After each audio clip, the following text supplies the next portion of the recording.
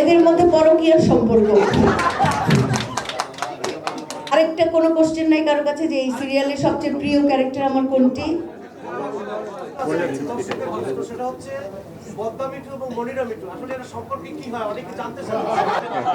এদের মধ্যে পরকীয়ার সম্পর্ক।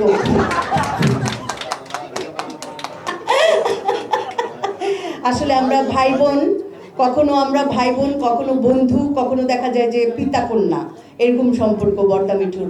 একটা বর্দা মিঠু হারালে 5 বছরেও আরেকটা এত সরল মানুষ, এত ভালো মানুষ মাহমুদুল ইসলাম মিঠু আসবেন কিনা সন্দেহ। আগে আমরা যখন পেমেন্ট পেতাম না, উনি দৌড়াতেন, প্রডিউসার ডিরেক্টরদের দড়ি দিয়ে বেঁধে রাখতেন, প্রত্যেকের পেমেন্ট আদায় করে উনি বাসায় ফিরতেন। এটাই বর্দা মিঠু। আর কিছু আছে কোশ্চেন? প্রিয় চরিত্র এটা আমাদেরই গল্পের মধ্যে প্রিয় চরিত্র সবগুলোই, তার মধ্যে বিশেষ প্রিয় হচ্ছে আঞ্জুমান বেগম। অনেক কঠিন চরিত্র ছিল এটি, অনেক কঠিন। আপনাদের একটা কোশ্চেনের উত্তর দিতে চাই যে এটার সাকসেসের পেছনে আপনারা কারণটা জানতে চেয়েছেন। আমার ব্যক্তিগত মতামত হচ্ছে এটার সাকসেসের প্রধান কারণ হচ্ছে বাজেট, তারপর হচ্ছে পরিচালকের কলিজা লাগে যে এত বাজেট দিয়ে একটা নাটক নির্মাণ, তারপর হচ্ছে এটাও প্রথম কারণ হতে পারে পরিচালকের মনোযোগ। পরিচালকের যদি মনোযোগ না থাকে, কোনো আর্টিস্টের মনোযোগই থাকে না। আমি দেখেছি অনেক সেটে যে পরিচালক যখন 12টায় আসেন তখন আর্টিস্টরা আসেন 2টায়, কিন্তু দেখা গেছে আমরা অনেকে লেট করেছি, কিন্তু আমাদের পরিচালক সকাল 9টায় সেটে, উনি কিন্তু রাত 1টা-1.30টায় গেছেন। আর এই যে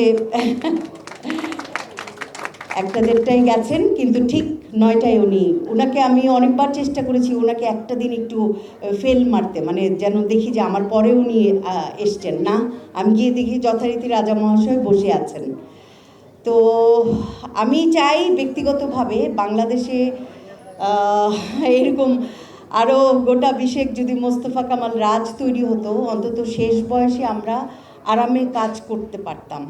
কারণ এই যে আসেন সিন করেন এই বিষয়টি থাকতো না।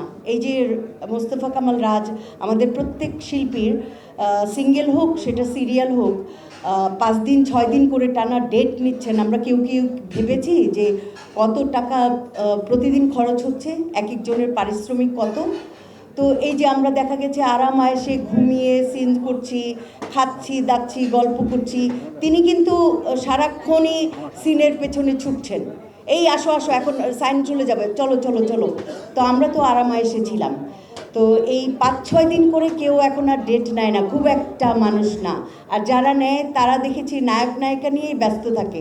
মা বাবা চাচা চাচি ফুপু খালা কোথায় আছে, মরে গেছে নাকি সেটা ঠিক নাই। তো যাই হোক, আমি আমি বারবার দোয়া করব যে পরিচালক মোহাম্মদ মোস্তফা কামাল রাজ এবং সিনেমাওয়ালা টিমের অল ক্রু সবাই যেন সুস্থ থাকেন, রাজার হালেই যেন থাকেন। ধন্যবাদ। না আমার কাছে প্রশ্ন আছে। হ্যাঁ